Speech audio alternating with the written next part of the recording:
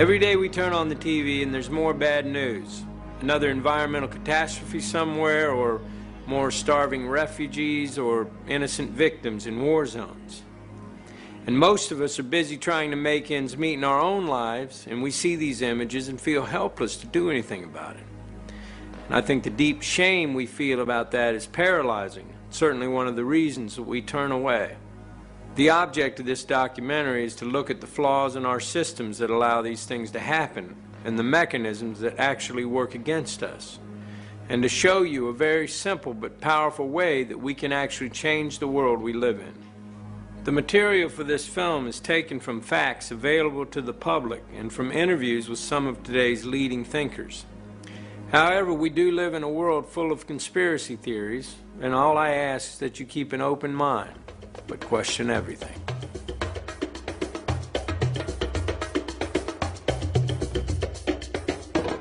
Because people have got to know whether or not their president's a crook. Well, I'm not a crook. I did not have sexual relations with that woman. Indeed, I did have a relationship with Miss Lewinsky. I think that gay marriage should be allowed. I do not believe that gay marriages should be legal. I am honored to be here with Barack Obama. So shame on you, Barack Obama. Iran, Cuba, Venezuela, these countries are tiny compared to the Soviet Union. They don't pose a serious threat to us. Iran is a grave threat. We can end illegal immigration. We're never, ever going to be able to totally control immigration. You have said in the past that it was, quote, pretty well confirmed. No, I never said that. Okay. I never think said that is... That's absolutely not. What I said was, it's been pretty well confirmed. There are known knowns. There are things we know that we know. There are known unknowns. That is to say, there are things that we now know we don't know. But there are also unknown unknowns. There are things we do not know we don't know. One of the most important beliefs that people have about politicians is that politicians do whatever polls tell them to do. We hear a lot of complaint about the lack of strong leadership, that politicians find out what the public wants and then they pander to it, or at least they say they'll pander to it. Now, what this idea of the poll-driven politician creates is the impression that the political system may have all kinds of problems, but on the whole, it's responsive and accountable to the public. So, how do we explain this contradiction between the myth that politicians reflect the public and the reality that on most economic issues, they actually ignore public opinion? Media influence on public opinion has been studied for many years now. We know, for example, that the media often play what's called an agenda-setting role. Public concern about issues tends to follow media coverage of those issues, rather than any changes in the real world. The media create the impression that the American public has a real choice. You can choose Bush or you can choose Gore. The implication being that they're both very different. But on substantive budgetary or economic issues, the differences between them are really on the margins. Both leading Democrats and Republicans support a privatized healthcare system, they support corporate-backed global trade agreements, they support maintaining a Cold War defense budget, and they generally favor the interests of big business. But the media give the impression that Democrats and Republicans represent a broad range of opinion by focusing on civil liberty, non-monetary issues like gay rights or abortion, where Democrats and Republicans really do differ. And this masks the degree of elite consensus. There's a couple of completely logical reasons why our politicians are so similar. The end game for politicians is to get elected. The people who vote are, for the most part, quite moderate in their views. Both parties try to occupy that middle, moderate ground. They are simply responding to that majority in order to get elected. The second reason our politicians are so similar is much more sinister. They answer increasingly to the same master. Thank you so much. We're looking easily at the first billion-dollar presidential election. It's much bigger money than we've ever seen in a presidential election. We define a candidate as being serious or not by how much money they can raise, not by what ideas they have, what their record in public service might have been. It's all about money. We really don't have an election anymore. We have an auction. And What's for sale? I mean, these are interesting questions to ask. Every incoming president rewards big donors with ambassadorships and other honorary appointments like that. There are all kinds of policy issues. Is a big donor rewarded with a place on a federal advisory panel that might have something to do with, say, approving new drugs or environmental regulations? All of these questions about what's for sale. You know, is government for sale? Is the White House for sale? And I think a lot of Americans suspect that it is. The money flows in for a reason, and the reason is not good government. It is completely unrealistic to expect democracy to deliver representatives who will serve the people's interests when so much money is involved. Having so much money in politics gives all the power to those with money. Yes, we are all still allowed to vote, but how free is our choice? The media in the hands of big business will only present us with politicians that will serve their interests. It would be completely illogical for them to do otherwise. It would also be illogical to expect politicians to change a system that puts them in power. But it certainly begs the question, just what kind of democracy do we have? Do you want to live in a democratic society, or do you want to live in the society we have? Which, remember, is not a democratic society and is not intended to be. If you take a course in political theory here, I'm sure they'll teach you that the United States is not a democracy. It's what's called in the technical literature a polyarchy. A polyarchy is a system in which power resides in the hands of those who Madison called the wealth of the nation, the responsible class of men, and the rest of the population is fragmented. That's the way the country was founded. Throughout the history of the world, the rich and powerful have dominated it, and very few people have had any control of their own governments. Most real power in the world is still exercised by those we do not elect. We are still far from governing ourselves. The basis of democracy is the belief that we were all born equal and that that equality must be accepted by those in power. But in the attempts to win those rights, many people have been imprisoned and tortured by those who have power and were determined to retain it. No one in power really wants democracy, because democracy would challenge their power structures and their authority. So anyone who comes out with a democratic idea is dismissed as unrepresentative or a troublemaker or an extremist or something. And in this way, the full flow of a public debate about alternatives is being extinguished.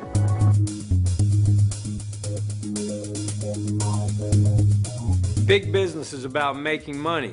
That's what big business does well. Governments, however, have to balance the needs of the whole society, including big business, based on ethics and social and moral responsibility. But if our corporations have become more powerful than our governments, then we have to understand the effect that is going to have on our systems. Corporations are artificial creations. You might say they're monsters trying to devour as much profit as possible at anyone's expense. The 14th Amendment was passed at the end of the Civil War to give equal rights to black people. And what happens is the corporations come into court, and corporation lawyers are very clever, and they say, oh, you can't deprive a person of life, liberty, or property. We are a person. A corporation is a person. These are a special kind of persons which are designed by law to be concerned only for their stockholders and not, say, what are sometimes called their stakeholders, like the community or the workforce or whatever. I believe the mistake that a lot of people make when they think about corporations is they think, you know, corporations are like us. They have feelings, they have politics, they have belief systems. They really only have one thing, the bottom line. All publicly traded corporations have been structured through a series of legal decisions to have a very disturbing characteristic. They are required by law to place the financial interests of their owners above everything else, even the public good. That's not a law of nature. That's a very specific decision, in fact, the judicial decision. So they're concerned only for the short-term profit of their stockholders, who are very highly concentrated. So the pressure's on the corporation to deliver results now and to externalize any cost that this unwary or uncaring public will allow it to externalize. Towards the end of 1989, a great box of documents arrived at my office without any indication where they came from. And I opened them and found in it a complete set of Monsanto files, particularly a set of files dealing with toxicological testing of cows who've been given RBGH. BST, trade name Posilac, is being used in more than a quarter of the dairy herds in the United States, according to Monsanto. The milk has been drunk by a large portion of the American population since the Food and Drug Administration declared it safe for both cows and humans 4 years ago. And at that time, Monsanto was saying, there's no evidence whatsoever of any adverse effects, we don't use antibiotics, and this clearly showed that they had lied through their teeth. The files described areas of chronic inflammation in the heart, lung, kidney, spleen, also reproductive effects, also a whole series of other problems. There's a cost to the cows. The cows get sicker when they're injected with RBGH. They're injected with antibiotics. We know that people are consuming antibiotics through their food, and we know that that's contributing to antibiotic-resistant bacteria and diseases. And we know we're at a crisis when somebody can go into a hospital and get a staph infection and it can't be cured and they die. That's a crisis. Again and again, we have the problem that whether you obey the law or not is a matter of whether it's cost effective. If the chance of getting caught and the penalty are less than it costs to comply, people think of it as being just a business decision. Every living system of Earth is in decline. Every life support system of Earth is in decline. And these together constitute the biosphere. The biosphere that supports and nurtures all of life, and not just our life, but perhaps 30 million other species. The typical company of the 20th century. Extractive, wasteful, abusive, linear in all of its processes. Taking from the earth, making, wasting. We're leaving a terrible legacy. Corporations have gone global. Regardless of whether the corporation can be trusted or cannot be trusted, governments today do not have over the corporations the power that they had and the leverage that they had 50 or 60 years ago. And that's a major change. So governments have become powerless compared to where they were before. Capitalism today commands the towering heights and has displaced politics and politicians as the new high priests. Corporations, by law, must increase their bottom line. In order to expand, they have to sell more products. Sell more products, they must consume more resources. Even going back 50 years, we could see the effect that this was having on our environment. Today, the effects of pollution and industrialization have multiplied tenfold, and the damage is terrifying. And yet these same corporations still want to drill for oil in the Arctic. And that's not just morally blind, that's morally bankrupt. Also, corporate expansion into other countries to get those resources is the cause of so much war and conflict, as you will see in this film. We need our corporations to bring us the technologies, many of which already exist, that can help us address the issues we face. And yet, the system encourages a thirst for short-term profit.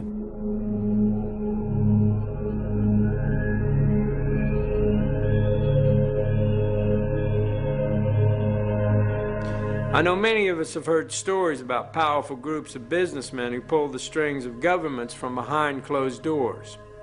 And so many rumors have sprung up around organizations like the Bilderbergs and the Council on Foreign Relations that it's really difficult to know what to believe. However, it is an interesting fact. The Federal Reserve Bank of the United States is not actually owned by the government. It is owned by a private banking cartel. Now, whoever these men are that can loan money to governments have to be some of the most influential men in the world, and yet we don't know who they are. Not all conspiracy theories are just theories. And the research for this film pulled up some interesting quotes.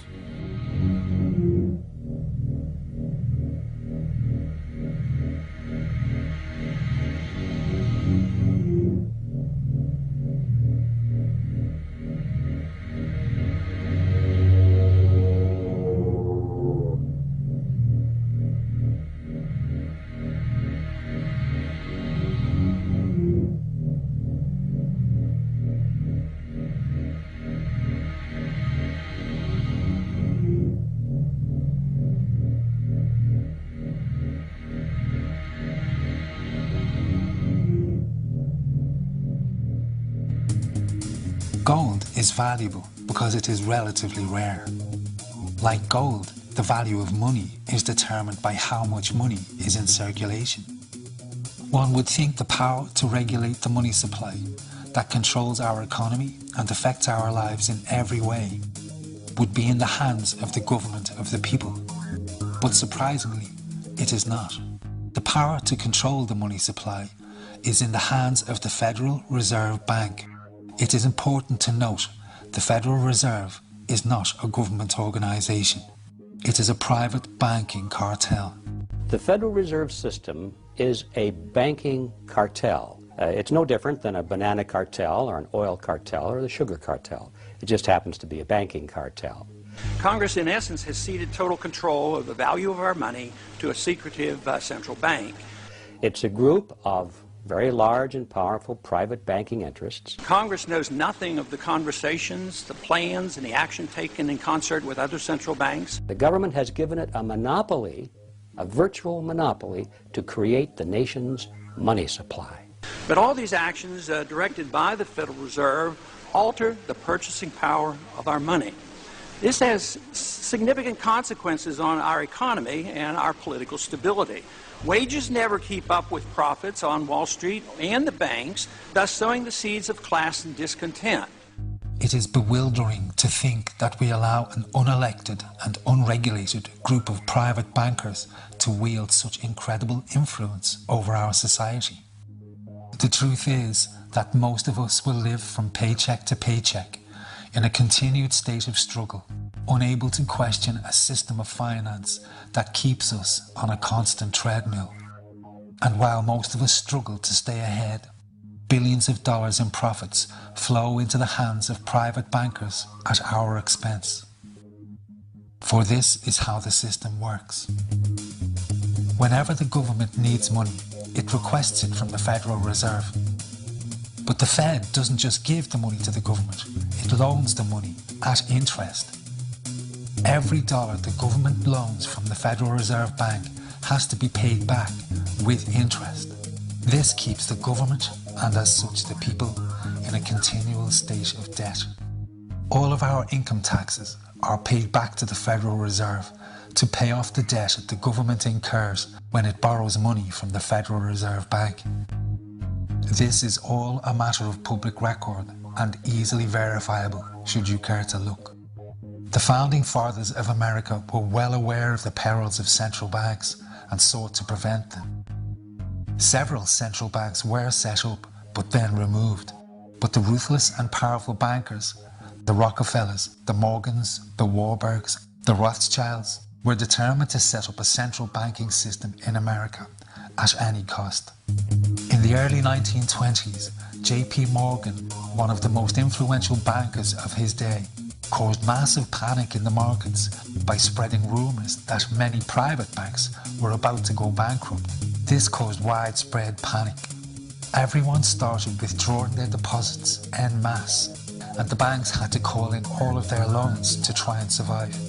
The hysteria destroyed the markets, and the banking elites, having caused the panic, used it to influence politicians and the public that a central bank would bring stability to the system. At a secret meeting in 1910 at the estate of J.P. Morgan on Jekyll Island, the bankers wrote the Federal Reserve Act. They then gave their considerable financial and political support to Woodrow Wilson on the condition he would support the bill if elected. In 1913, Woodrow Wilson signed the bill into law. He later wrote in regret.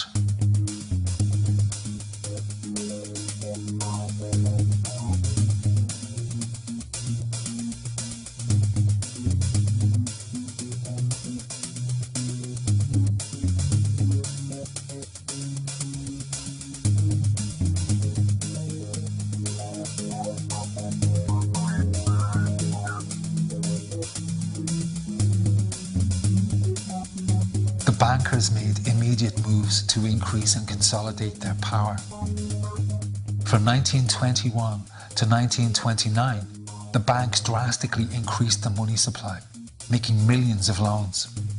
Then, in October 1929, having quietly exited the markets, they started calling in those loans en masse. The hysteria that followed led to the Great Depression. The conspiring bankers bought up rival banks and massive corporations for pennies on the dollar. Their position of power and influence had become absolute.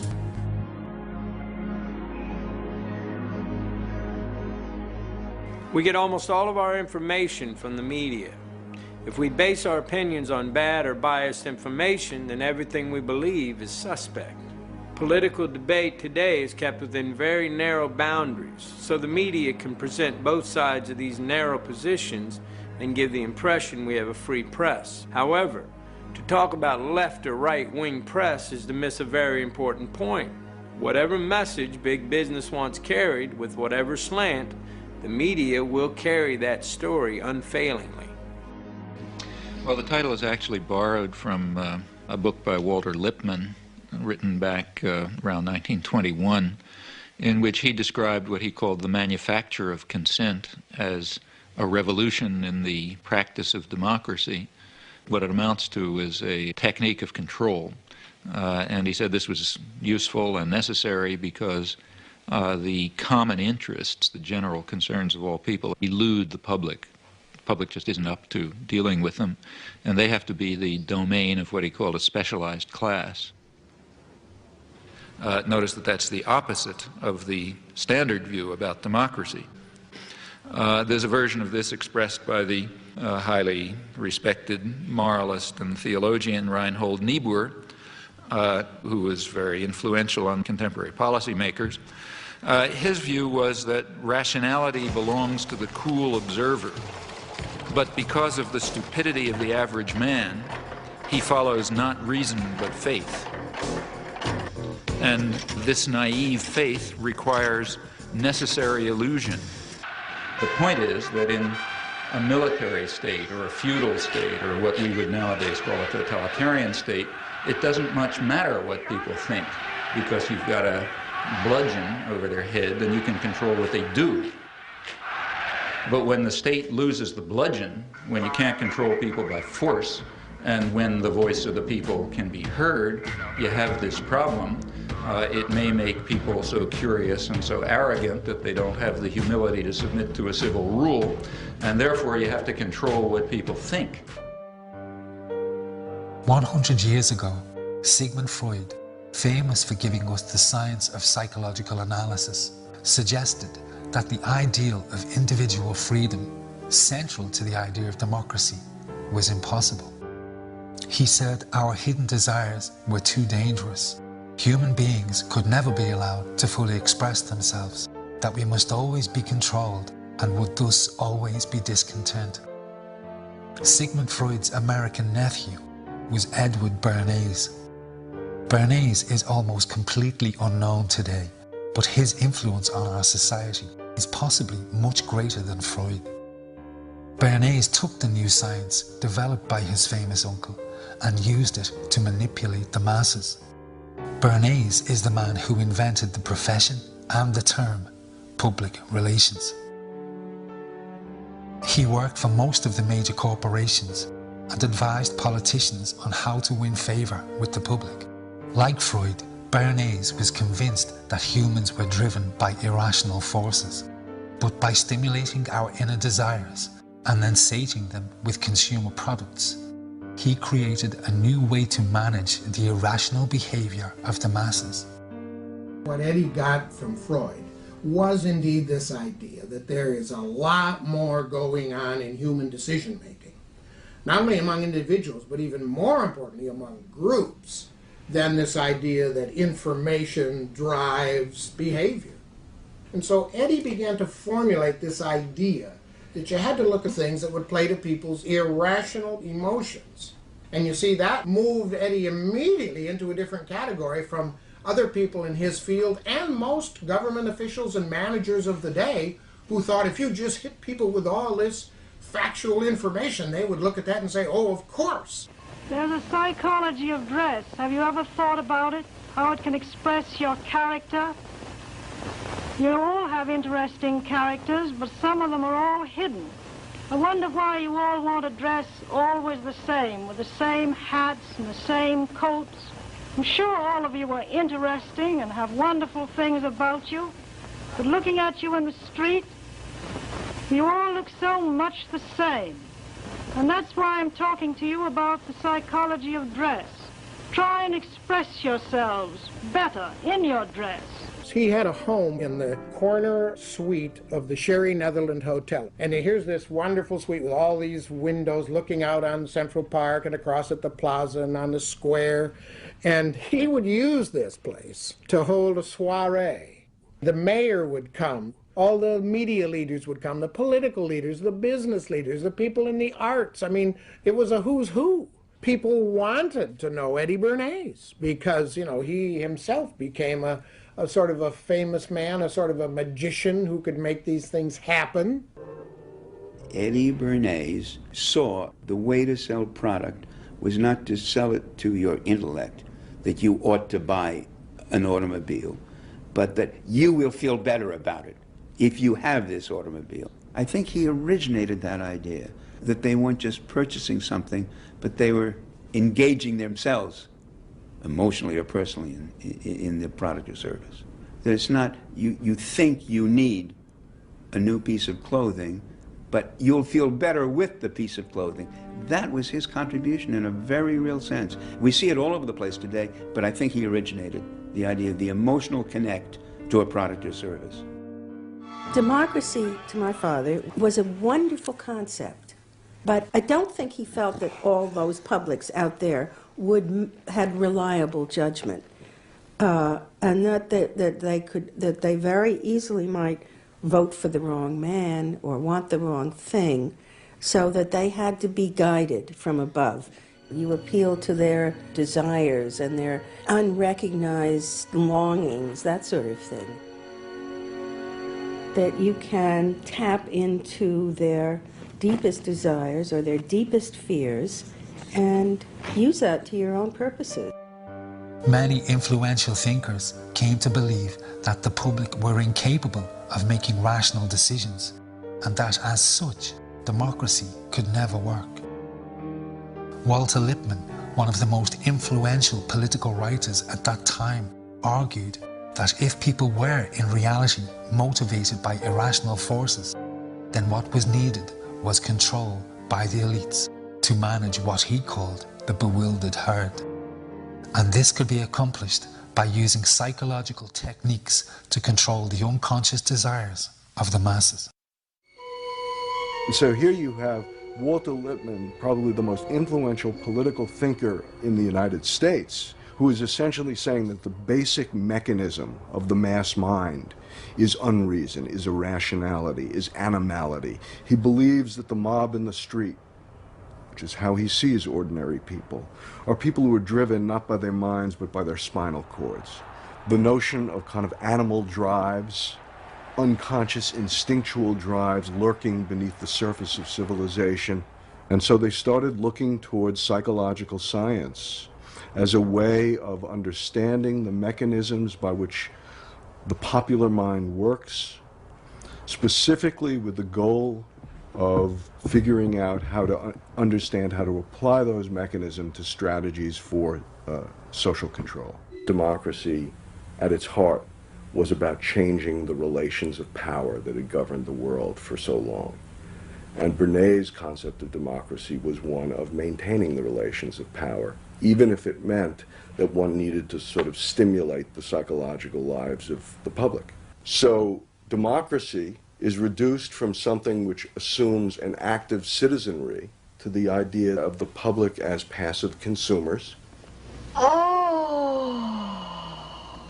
Driven primarily by instinctual or unconscious desires, and that if you can in fact trigger those needs and desires, you can get what you want from them.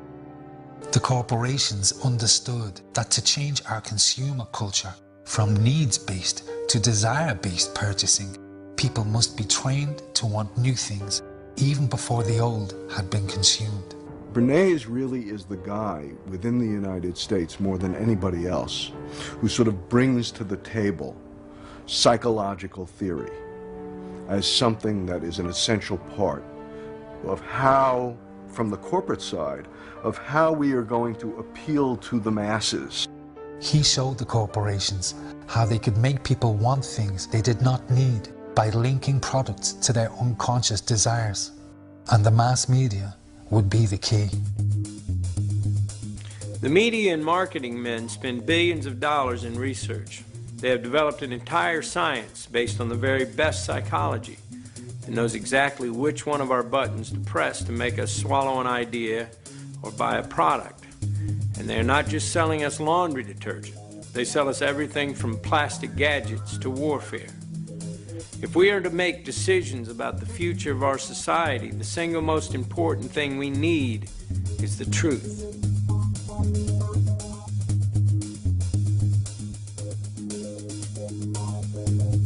So I would like us to imagine a nightmare scenario. A powerful group of businessmen with access to the White House who control the media and who make obscene amounts of money whenever there's war. In the councils of government, we must guard against the acquisition of unwarranted influence, whether sought or unsought, by the military-industrial complex. President Eisenhower's concern about the military-industrial complex, his words have unfortunately come true. He was worried that priorities are set by what benefits corporations as opposed to what benefits the country.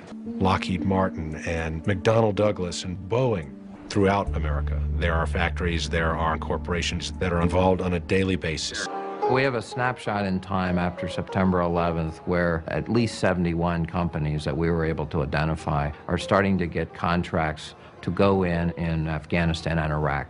All of the top 10 companies had former U.S. officials who had worked in the Pentagon or other parts of the U.S. government on their boards of directors.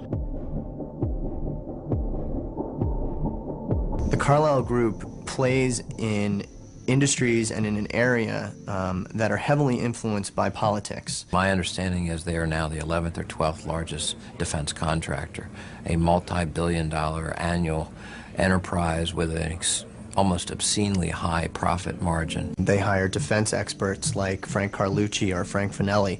They hire politicians like George Bush Sr. or James Baker III. And the Iron Triangle is, in some ways, a uniquely American phenomenon. It's the confluence of the military, big business, and politics.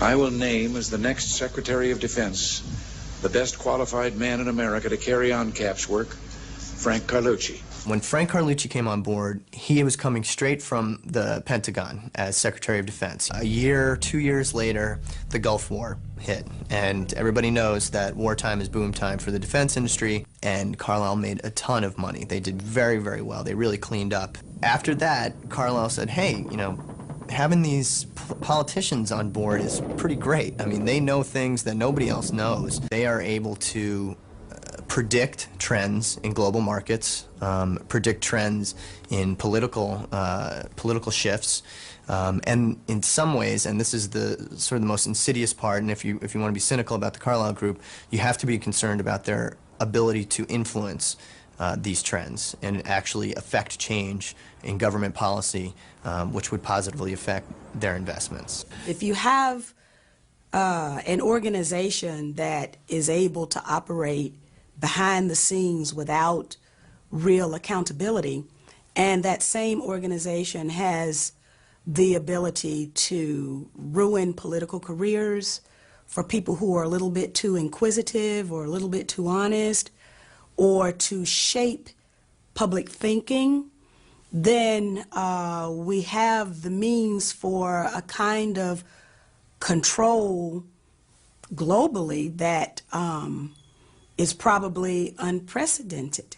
So we have this problem here. This is a mysterious, immensely powerful company with virtually no scrutiny. On this February day, as this nation stands at the brink of battle, every American on some level must be contemplating the horrors of war. And yet this chamber is for the most part dreadfully silent. We have a Congress that failed in every way to ask the right questions, to hold the president to account. Our Congress failed us miserably, and that's because many in Congress are beholden to the military-industrial complex. When we're speaking of the United States of America and the concept of democratic representation, I think one of the more important aspects is the concept of informed consent of the people.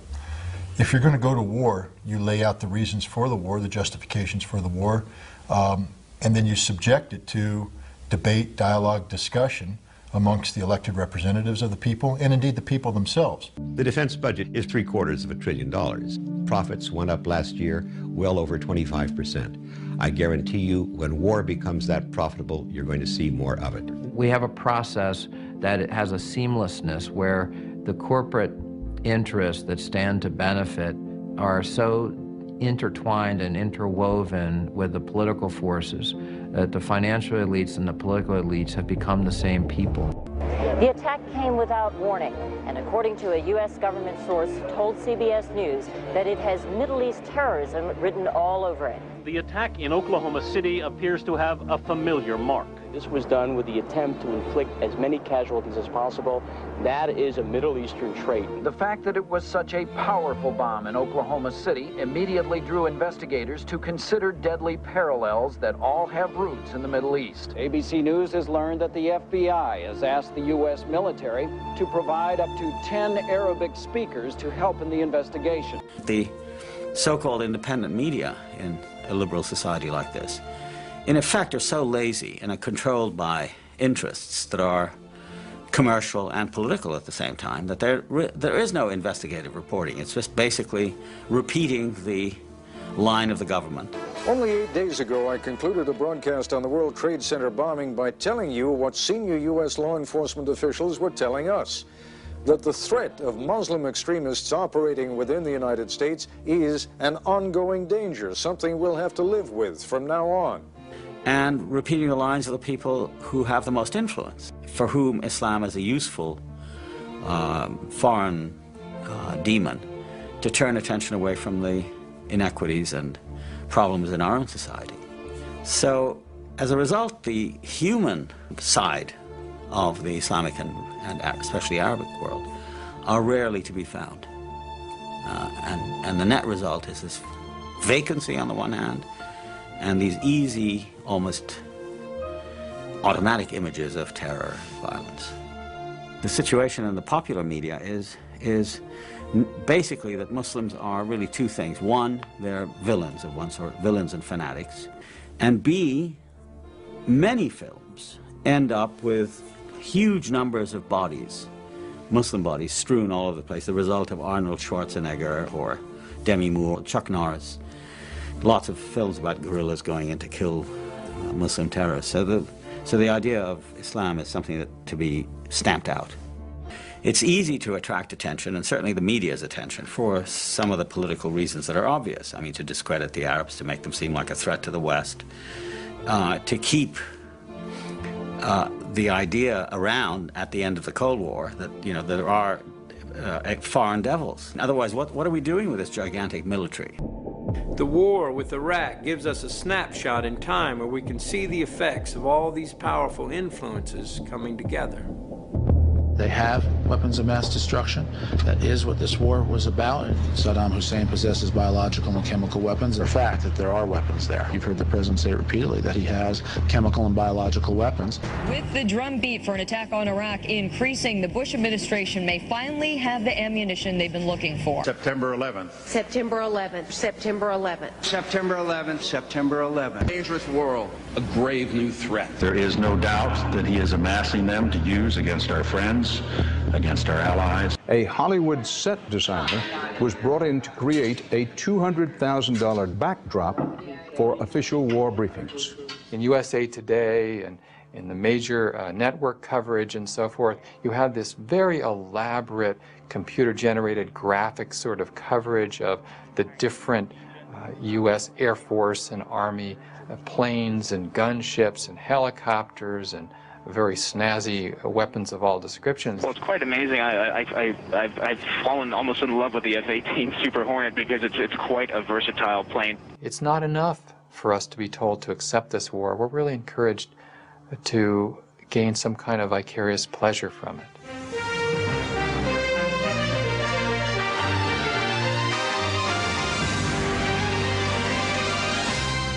The Pentagon, for many years now, since Vietnam, has worked extremely hard at shaping news and how the media reports that news. We train people to say certain things in a certain way. Well, a militia group linked to terror being backed by Iran and setting up camp on America's doorstep? The propaganda campaign waged by the media was so successful that by 2003, opinion polls showed the vast majority of Americans believed Saddam Hussein was linked to 9/11. This claim was false.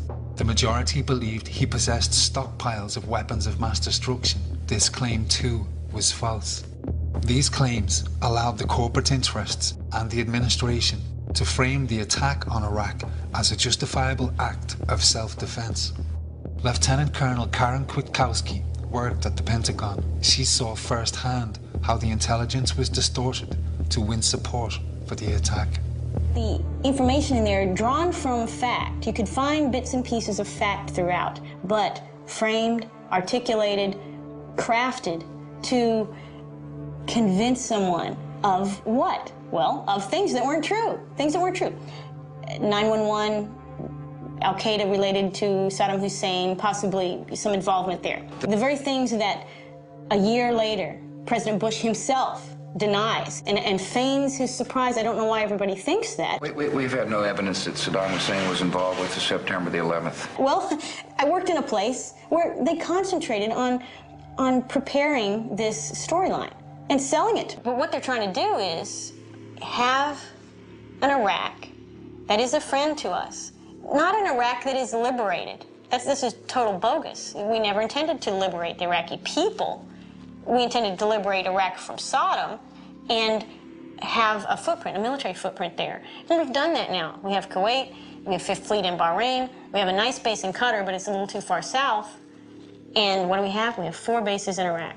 Beautiful bases. We can hit Syria, we can hit Iran, we can keep tabs on Afghanistan. There's all kinds of things we can do from those bases. The larger picture is being driven by the fact that we're about to hit peak oil worldwide, that there's this sort of emerging global competition between us and China. There's the ongoing economic rivalries between us and Europe. And so Southwest Asia becomes geopolitically a linchpin. The idea that any of the motives that brought us in would have sufficed to get us in if there was no oil in Iraq does not persuade me. The pretext, that is the excuse for going in Afghanistan was about terrorism and Osama bin Laden. In Iraq, it's about weapons of mass destruction and Saddam Hussein. But in the end, neither one of those wars was really about those people or those regimes. It was about securing and solidifying American control over these incredibly important regions of the world. In this case, I was saying we've been lied into this as blatantly as we were lied into Vietnam. And I was saying that a year ago, that is in the fall of 2002, at a time when we did not know that how much they were hyping the evidence or exaggerating the evidence for WMDs, for weapons of mass destruction. To say that in that world that Saddam Hussein, after 10 years of sanctions and the Gulf War, was any threat at all was basically absurd. What you're saying is democracy doesn't matter in America, that this nation, the principles and values upon which we're built, simply is irrelevant. That the president is a dictator who can do anything he or she wants to do, regardless of the will of the people. No, informed consent of the people is a mandatory, not optional, but mandatory requirement on how we are governed and how those whom we elect to higher office operate in our name. They not only want to repeal, revoke virtually all of the progressive reforms of the New Deal and ever since, and really bring us back into essentially unregulated, non-unionized country that existed before the New Deal. I think they want openly to see the president, given the power that he was delegated, as virtually an open and undated blank check by Congress that simply yields to the president. They clearly are trying to repeal that aspect of our Constitution, which gives Congress that authority, which the founders wrote in order, as a result of debate, in order to limit our going to war, to make it harder to go to war, to put that in the hands of hundreds of people instead of one man. They saw the alternative as the attribute of monarchy they most wanted to avoid. I don't think they take seriously any merits or advantages to a country of a Bill of Rights, unless it's the right to bear arms. But free speech, free assembly, I don't think they respect that at all. Freedom does not simply mean rallying oneself behind the flag here. This is a great flag. But freedom means allowing the kind of dissent and vigorous debate and tolerance of onerous points of view that people regard as obnoxious and hateful, because we understand that once you say, I don't want to hear that point of view, you can't say that, you begin to stifle all kinds of points of view. You begin to create a mindset.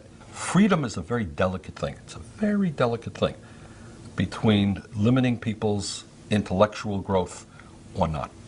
And that's why we have to be vigorous and extremely proud. If this flag means the Constitution of the United States, we as Americans should be very, very proud of that. And we should do everything that we can to fight those people who, for political reasons, are trying to limit basic freedoms in America. It's this kind of ideology that has grown up in the wake of the Cold War, propounded quite openly by what we are calling neoconservatives in America, that identifies the United States as a colossus athwart the world, a new Rome, beyond good and evil. We no longer need friends. We don't need international law. Like the old Roman phrase, it doesn't matter whether they love us or not, so long as they fear us. I've been a born New Yorker all my life. I've lived here all my life. So for me, it was a powerful personal event. What I remember, what I think it taught, of course, my first reaction was fear, anger, rage, vengeance. I think all of us, if we're human, had that reaction. The question for all of us is what we remember and what we do with the memories. What is the lesson? What does it tell? What does it teach? For the president, it teaches the lesson of the axis of evil. States like these and their terrorist allies constitute an axis of evil. It teaches the lesson that America has enemies, secret, dangerous enemies who have to be taken out. Our enemy is a radical network of terrorists and every government that supports them. It teaches the lesson that we can never be weak. We have to flex our muscles at every turn. We will fight with the full force and might of the United States military. That's one kind of lesson. It creates a politics of fear. The politics of fear that this administration has deployed in trying to respond to terrorism has itself in some ways been much more dangerous than terrorism itself. And this administration has been, I think, responsible for inciting the very terror that it was the terrorists' purpose to incite in America. Calling it Code Orange Plus. The Fed's decision to raise the terror alert to high. America on high alert from biggest cities to smallest towns. Red, yellow, orange. We're afraid. Be afraid. What level of fear? The government can program that without any justification. You know, we have an intelligence report that terrorists are about to attack. Who? We don't know. Where? We don't know. What? We don't know. But you tell us, so now we're afraid. A Connecticut man wrapping his family's 19th century farmhouse with plastic, sealing it in duct tape. States who sponsor terrorism. We're too great a nation to allow the evildoers to affect our soul. The decision was made within the administration to take this event, to take the struggle against Al-Qaeda, and make it into a full-fledged struggle against good and evil. Either you are with us, or you are with the terrorists. The important thing to remember here is one didn't have to put it in these terms. One didn't have to say, if you're not for us, on our side, you're on the side of the terrorists. That was not a necessary response. That was a chosen response. The more we're afraid, the more you ask us to give. Patriot Act 2, enhancements to the Patriot Act. Now the budget's starting to be bankrupted. Billions flowing out of this country into into a war on terror, more defense expenditures. And therefore, I've asked Congress for a one-year increase of more than $48 billion for national defense, the largest increase in a generation. Perpetual war, the loss of civil liberties, the lack of trust in government because they don't tell the truth. These are outrageous and unpleasant political developments, but they don't necessarily spell the end of the United States. Financial bankruptcy does. Things that can't go on forever don't. What we're talking about right now is the rigged American economy can't go on forever, and it's not rocket science to say so. One war after another, we become a warfare state. That is, the system is set up to go to war. We're going to find wars. We've already had two major wars, Iraq and Afghanistan. I think the people most without fear on September 12th in America were those working at Ground Zero. They were in the greatest danger, actually, but because they were active, they were engaged. The firemen and the medical officials and the cops who were working there first to find victims, then to find remains and clear the site. They had a civic task. They were engaged and they weren't afraid of anything.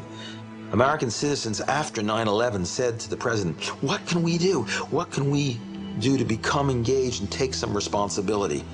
President Bush unfortunately said, go shopping, go back to the mall, go back to your normal lives. We'll take care of it. Spectatorship is an invitation to fear. Citizenship is how we fight the politics of fear. The politics of citizenship, the politics of engagement, taking responsibility is a much better way to deal with terrorism than hunkering down, being spectators, and allowing the government to rob us of our liberties, to rob us of our multiculturalism in the name of protecting us. I think the history of the United States as a work in progress and our attempt at democracy here is a constant struggle between capitalism and democracy. And there have been ebbs and flows where democracy looks like it's winning. You rein in those powerful forces. But the fundamental reality is that most of the government's decisions today are substantially dictated by powerful corporate interests. Clearly, capitalism is winning. For anyone who doesn't yet know, our corporations have been in the Middle East trampling on their beliefs and customs since they discovered oil. Our corporations will tell us they are just getting us the things we need, and there is truth in that. But we have to decide what price we are willing to pay. We as individuals drive the demand for these resources. As long as we are all aware of the fact that there is blood in this oil, and that is the decision that we make, then so be it.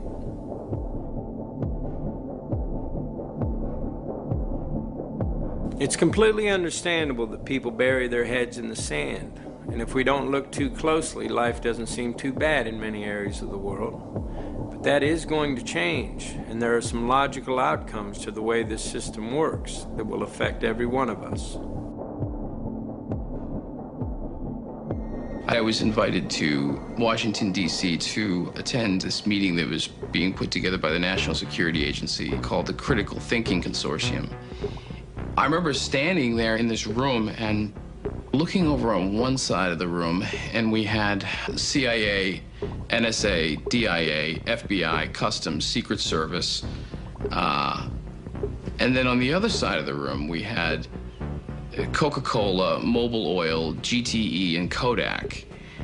And I remember thinking, I am like in the epicenter of the intelligence industry right now. I mean, the line is not just blurring, it's just not there anymore. And to me, it spoke volumes as to how industry and government were consulting with each other and working with each other. An initial news report in the Army Times newspaper last month noted, in addition to emergency response, the force, quote, may be called upon to help with civil unrest and crowd control. Did this surprise you? It did. It surprised me also that Northcom itself was involved in intelligence sharing with local police officers in St. Paul. I mean, what in the world is Northcom doing looking at what some of the protesters are involved in? And you had infiltration up there too. But what we have going on in this country is we have infiltration and spying that goes on not only at the, well, all the way from the campus police practically, Amy, up to the Pentagon and the National Security Agency. We're becoming a police state here. Right now, as we talk, The Fourth and Sixth Amendments to the Constitution, to the Bill of Rights, are dead letters. Both of these bills were written into the Constitution by the Founding Fathers in order to protect the people of America from the government of America.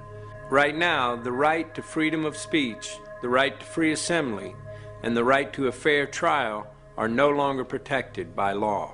The result of the Patriot Act, the Military Tribunal Act, and many other bills written in the name of Homeland Security is that almost any action, speech, or protest against the government can be construed legally as terrorism. Your home can be searched secretly without a warrant. You can be arrested with no charges revealed to you. You can be detained indefinitely and tortured without any protection under the law. In 2005, Congress passed the Real ID Act. Soon, we will be required to carry ID cards by law. There are plans to equip these cards with RFID tracking chips that will be able to track your every move. These tracking chips are already in all new passports. Many believe this will eventually lead to the implanted chip, which is already being used in many places in our society. We have a Florida family who are really pioneers in a brave new world. They have volunteered to be the first ever to have microchip identification devices implanted into their body. After 9/11, I was really concerned with the security of my family. I wouldn't mind having something planted permanently in my arm that would identify me. It is not difficult to see a future where we are all locked in to a monitored control grid, where every move and all transactions will be tracked, monitored, and recorded. And if anyone gets out of line, they can just turn off their chip. Could the sense of fear and isolation prevalent in our society allow us to accept totalitarian measures of this nature? And if we become scared enough, might we not even demand them? Has our sense of fear and division detached us from reality? It is not too difficult to imagine that many of our fears are manufactured for us. History shows us that many in power have used fear to manipulate societies. And there are those who would benefit from a totalitarian world government. This is Aaron Russo, a former politician. Next to him is Nicholas Rockefeller, of the Rockefeller banking family. After a long friendship, Aaron Russo eventually ended their relationship, appalled at what he had learned of the Rockefellers and their plans. So he said to me one night, he said that there's going to be an event there, and out of that event, you're going to see, we're going to go into Afghanistan, so we can run pipelines from the Caspian Sea. We're going to go into Iraq to take the oil and establish a base in the Middle East, and we're going to go into Venezuela and try and get rid of Chavez. And the first two they've accomplished. Chavez they didn't accomplish. And he said you're going to see guys going into caves looking for looking for people that they're never going to find. You know, he was laughing about the fact that you have this war on terror. There's no real enemy. He's talking about how by having this war on terror, you can never win it because so it's an eternal war. And so you can always keep taking people's liberties away. And I said, how are you going to convince people that this war is real? He said, but the media can convince everybody it's real. I mean, you know, it's just that you keep talking about things. You keep saying it over and over and over again, and eventually people believe it. You know, you created the Federal Reserve in 1913 through lies. You create 9/11, which is another lie. Through 9/11, then you're fighting a war on terror, and now all of a sudden you go into Iraq, which was another lie, and now they're going to do Iran. You know, and it's all one thing leading to another, leading to another, leading to another. Now, I would say to them, what are you doing this for? What's the point of this thing? You have all the money in the world you ever want. You have all the power. I said, you know, you're hurting people. It's not a good thing. And he would say, what do you care about the people for? Take care of yourself and you take care of your family. And then I said to him, what are the ultimate goals here? He said, the ultimate goal is to get everybody in this world chipped with the RFID chip. And have all money be on those chips and everything on those chips. And if anybody wants to protest what we do or violate what we want, we just turn off that chip.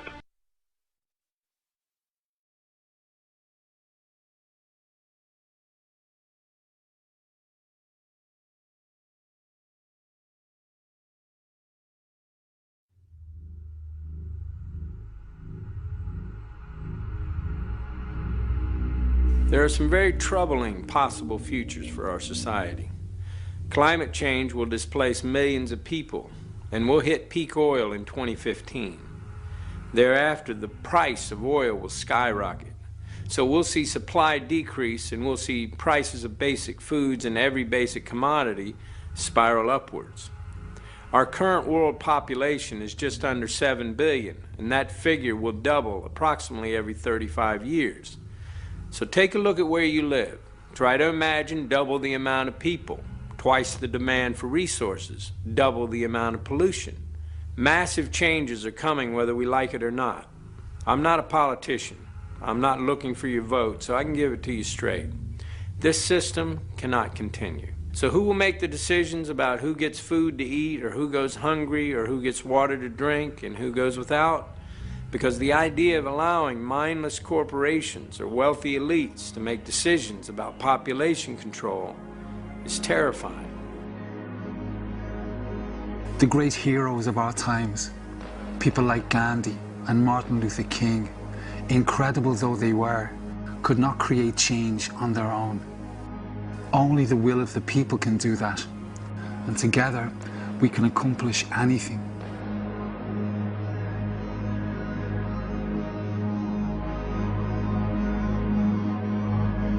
Interestingly, the way to win back democracy, end the wars, and save our environment has just one cure, and it's simple.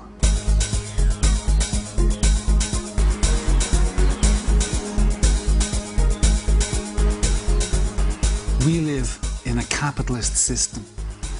Everything we do is based on the exchange of money. The media and the advertising men have turned us into obedient little consumers, trying to buy ourselves to happiness in a throwaway society.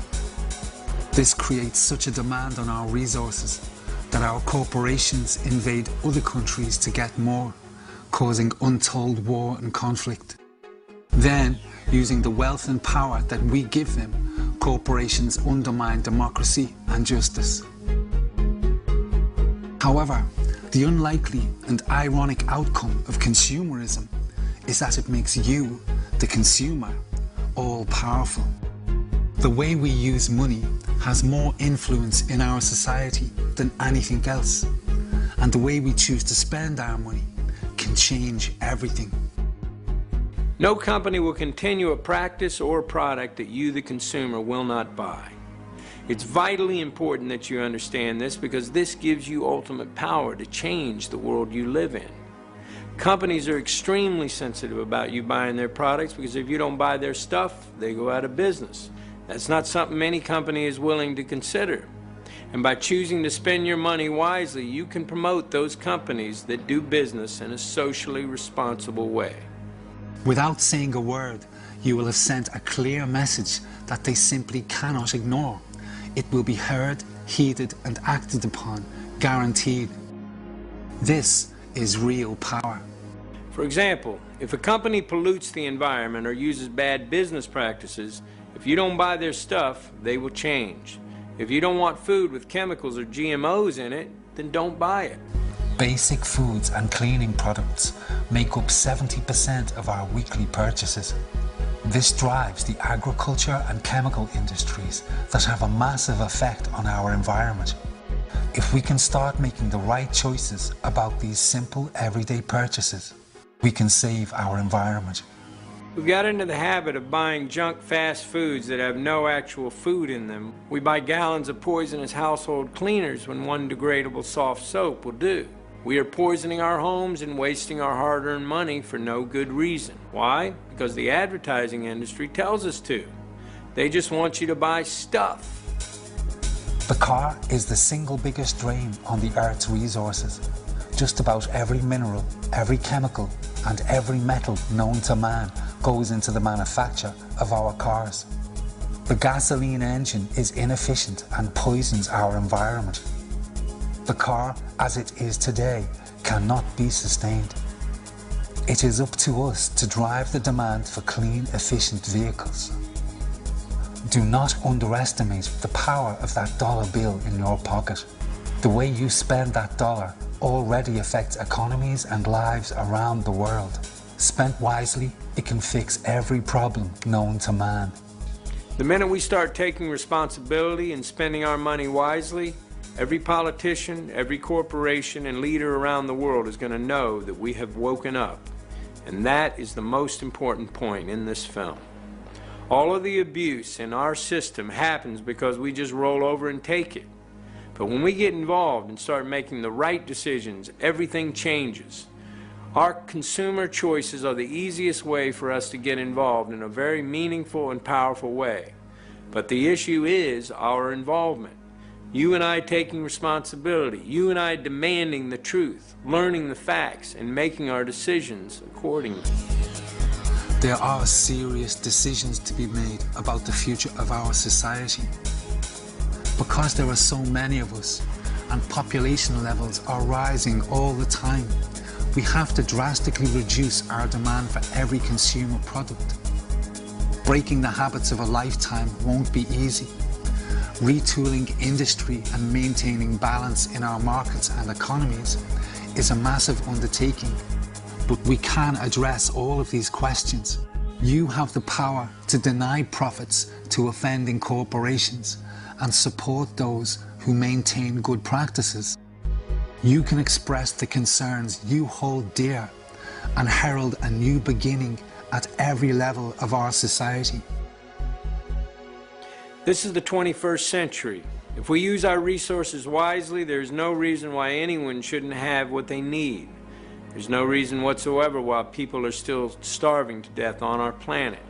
And the common man or woman, whether they are Israeli or Palestinian, Protestant or Catholic or Iraqi or American, the common man just wants to live in peace and justice in a clean environment. When we look around the world and we see that that is not the case, we know that the will of the majority is not being listened to. That's the first sign that our system is broken. Government won't make these changes for us. Yet again, it is down to the common man. Please don't just watch this movie and turn away. We can fix this system. Go to the website, take that first step towards an incredible future for all of us. Thank you for watching.